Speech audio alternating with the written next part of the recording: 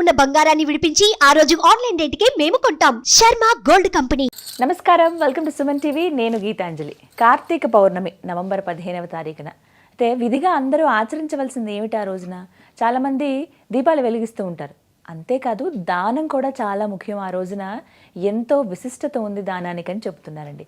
అయితే మరి ఎలాంటి దానం ఇస్తే మంచిది, ఎవరికి దానం ఇవ్వాలి, దాంతోపాటుగా దీపం ఎలా పెట్టాలి, ఆ రోజున అసలు విధిగా ఏం చేయాలి, పౌర్ణమి రోజున ఏ దైవారాధన చేయాలి? ఎందుకంటే కొంతమంది శివుణ్ణి ఆరాధిస్తారు, కొంతమంది కేశవుణ్ణి ఆరాధిస్తారు, అంటే విష్ణుమూర్తిని, ఇంకొంతమంది పౌర్ణమి కదా అని అమ్మవారి పూజ కూడా చేస్తూ ఉంటారు. ఇలా అసలు ఎవరి ఆరాధన మనం చేస్తే మనకి వాళ్ళ అనుగ్రహం కలుగుతుందో తెలుసుకుందాం. వివరించేందుకు ప్రస్తుతం మనతో పాటు ఉన్నారు ప్రముఖ జ్యోతిష్యులు బ్రహ్మశ్రీ నందిభట్ల శ్రీహరి శర్మ గురువు గారు. వారితో మాట్లాడదాం. గురుగారు నమస్కారం అండి.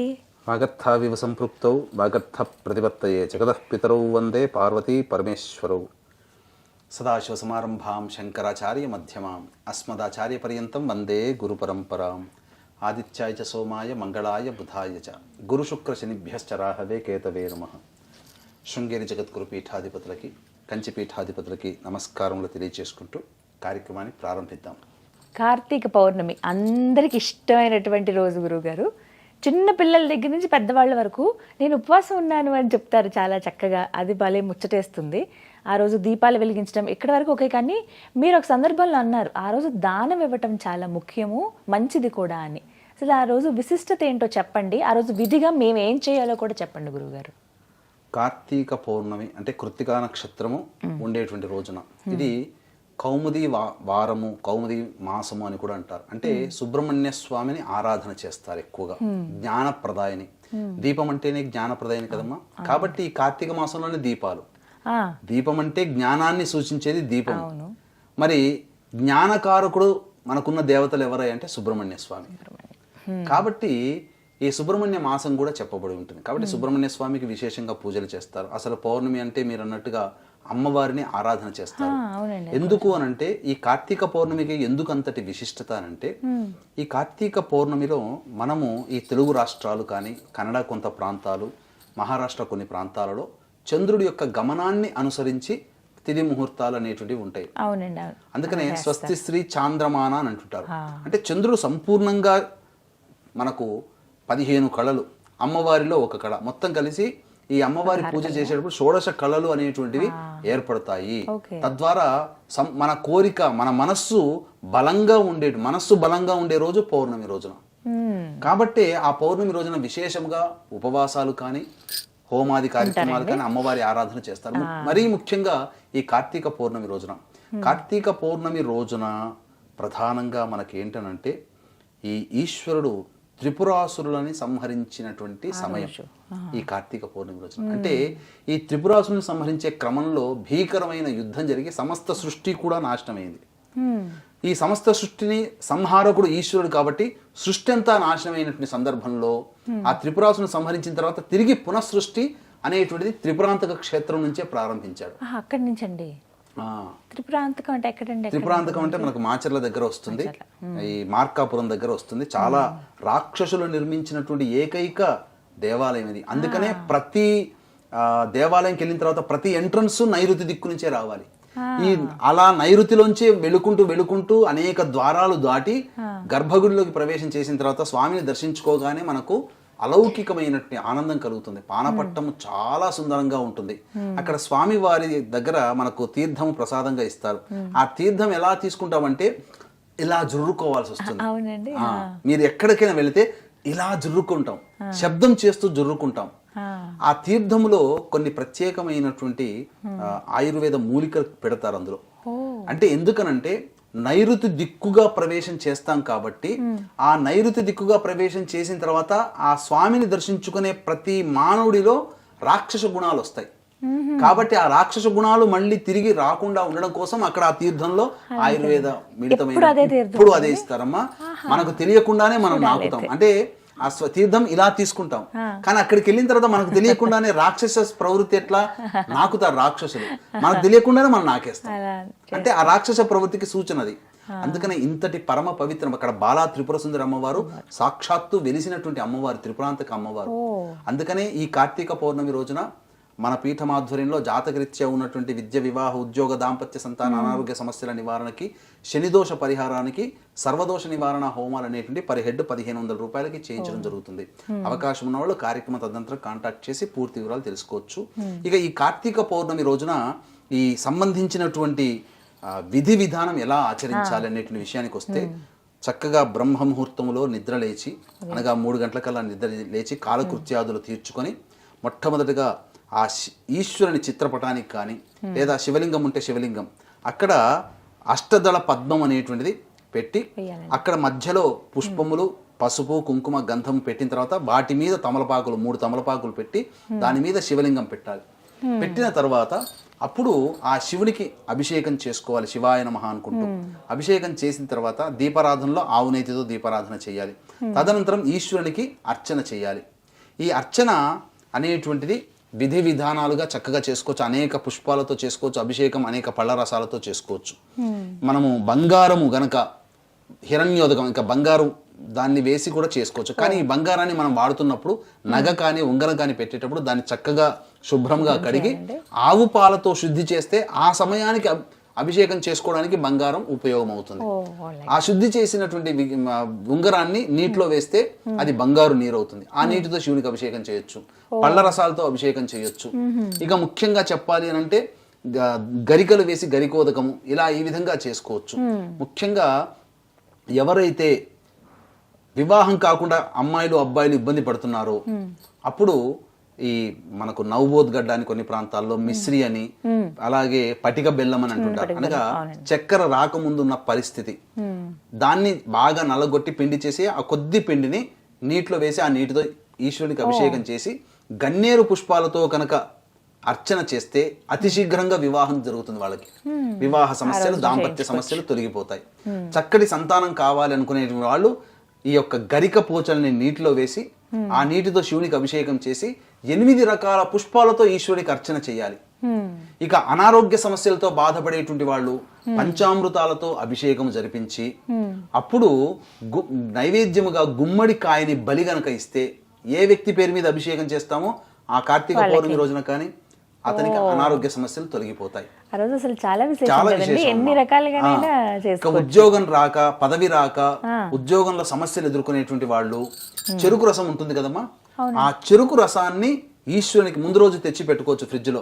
తర్వాత తెల్లవారి ఈశ్వరునికి ఆ కార్తీక పౌర్ణమి రోజున ఈశ్వరునికి చెరుకు రసంతో అభిషేకం చేసి పొంగలి నైవేద్యంగా పెట్టినట్లయితే ఖచ్చితంగా ఉద్యోగం లభిస్తుంది. ఇవి ఇంట్లోనే చేసుకోవచ్చు, తప్పేమీ లేదమ్మా. ఒకవేళ చెరుకు రసం దొరకకపోతే బెల్లం ఉంటుంది కదమ్మా, ఆ బెల్లాన్ని చిత్తకొట్టి నీటిలో కలిపితే బెల్లం నీరు, ఆ బెల్లం నీటితో శివుడికి అభిషేకం చేయొచ్చు. అలాగే విద్య కావాలనుకునేటువంటి వాళ్ళు ఆవు నేతితో అభిషేకం చేయాలి. ఇక ముఖ్యంగా ఈ కార్తీక పౌర్ణమి రోజున సమస్తమైనటువంటి ఇంట్లో బాధలు తొలగిపోవాలి. మనకు ఏంటనంటే ఈ ప్రయోగ బాధలు అంటారు కదమ్మా, ఈ ప్రయోగ బాధలు తొలగిపోవాలంటే అన్నము తేనె కలిపి శివలింగాకారముగా చేసి ఆ శివుడికి అభిషేకం చేసి ఆ తర్వాత దాన్ని నదిలో గనక కలిపేస్తే ఇక ప్రయోగ బాధలన్నీ, ఇంట్లో ఉన్న నరదృష్టి బాధలన్నీ కూడా తొలగిపోతాయి. ఎంత పరిమాణంలో చేస్తాం? ఇంత చిన్న పరిమాణంలో చేసుకోవచ్చు, చిన్న పరిమాణంలో చేసుకోవచ్చు. అన్నము తేనెతో కలిపినటువంటి శివలింగాన్ని తయారు చేసి గనక చేసినటువంటి మానవుడికి అసలు ప్రయోగ బాధలు తొలగిపోతాయి. ఈ విధంగా చేయొచ్చు. తర్వాత ఇక అనేక విధాలుగా ఈ స్వామిని ఆ రోజున అభిషేకం చేసిన తర్వాత సంధ్యా సమయంలో మళ్ళీ ఉపవాసం ఉంటే, శక్తి ఉంటే ఉపవాసం ఉండాలి, లేదు భోజనం చేస్తామంటే భోజనం చేయవచ్చు.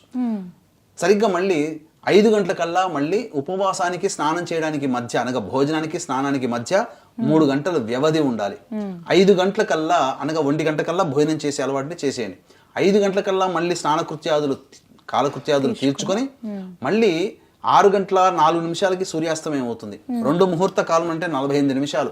కాబట్టి 6 గంటల 4 నుంచి 48 నిమిషాలు అంటే 6 గంటల 52 నిమిషాల మధ్య కాలంలో శివాలయానికి చేరుకొని ఆ శివాలయంలో అర్చన జరిపించుకొని అక్కడ దీప ఆరాధన చేయాలి. చాలా మందికి ప్రేక్షకులకి తెలిసేటువంటిది ఏంటంటే 365 ఒత్తులను వెలిగిస్తారు, కానీ వాస్తవానికి 365 కాదమ్మా, 720 ఒత్తుల దీపారాధన చేయాలి. 700. ఎందుకనంటే మనకు ఇంగ్లీష్ నెలల ప్రకారం 365 రోజులు.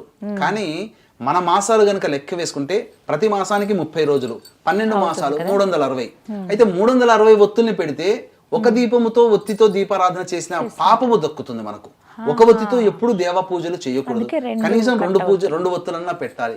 అందుకనే 360 ప్లస్ 360 అయితే 720 ఒత్తులని మీ గృహంలో దీపారాధన చేయొచ్చు, శివాలయంలో దీపారాధన చేయొచ్చు. మూడవసారిగా విష్ణు దేవాలయంలో దీపారాధన చేయాలి.